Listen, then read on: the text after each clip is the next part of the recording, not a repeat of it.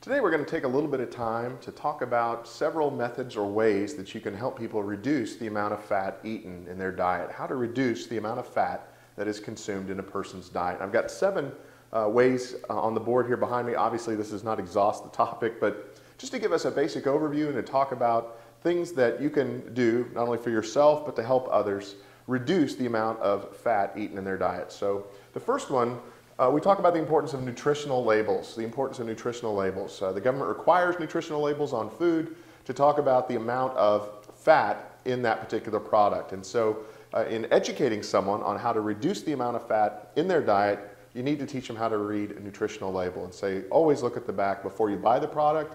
And if you're going to consume it, obviously you can't do this for restaurants, although actually some restaurants do print fat content for various things that you order off the menu, especially fast food places.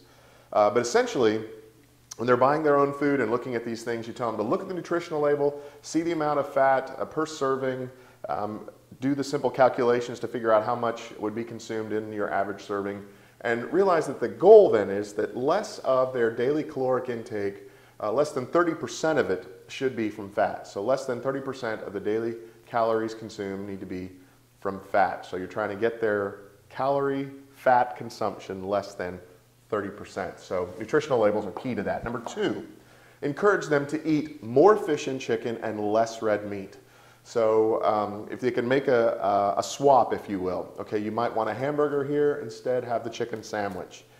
You want a steak, why not have the fish? So encourage them to make these swaps and eat more fish and chicken and less red meat. Third, encourage them to eat more vegetables and less meat. So we've already made the meat swap, and then from there, increase vegetables, decrease the amount of meat eaten per day, per meal.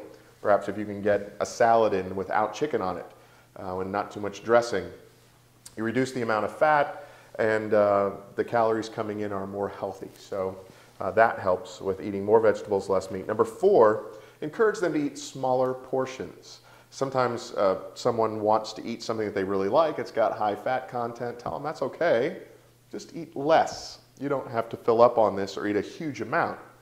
Choose smaller portions, and if they were to do this not just on the time that they feel like they're cheating, you know, eating something that's higher in fat, but for all they're eating, to lessen the portions that they're eating. Eat less portions per meal, reduces the amount of calories coming in overall, and certainly reduces the amount of calories coming in from fat. So eat smaller portions. And then five, when they're given the choice between saturated fats, trans fats, and unsaturated fats, to always choose the unsaturated fats. So once again, the nutrition labels are key here, but eat unsaturated fats and try to avoid saturated fats and trans fats. Between saturated and trans fats are obviously the worst, so stay away from the trans fats altogether if you're able to. Saturated fats, keep them to a minimum, and prioritize, if you are going to have fats, unsaturated fats.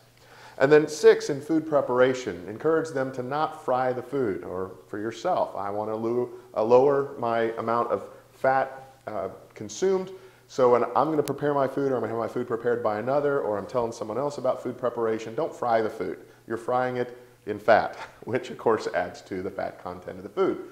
Find other ways that are just as tasty to prepare the food without frying it.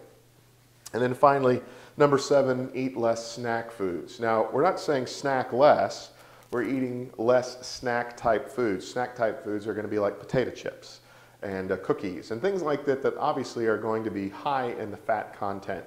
If you need a snack, eat an apple, have some carrots, things like this. So snacking is okay, but when you're snacking, more vegetables, less snack type foods that are high in fat, usually saturated and trans fats. These are just some of the ways that you, in educating someone else or for yourself, can encourage less fat intake in the diet and thereby improve health. There are obviously more things that can be said under this way, but there are 7 ways to reduce fat in a person's diet.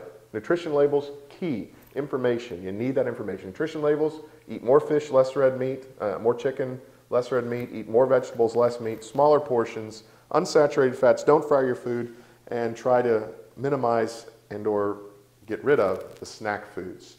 If you'd like to learn more about this or related matters, underneath this video you'll see a link.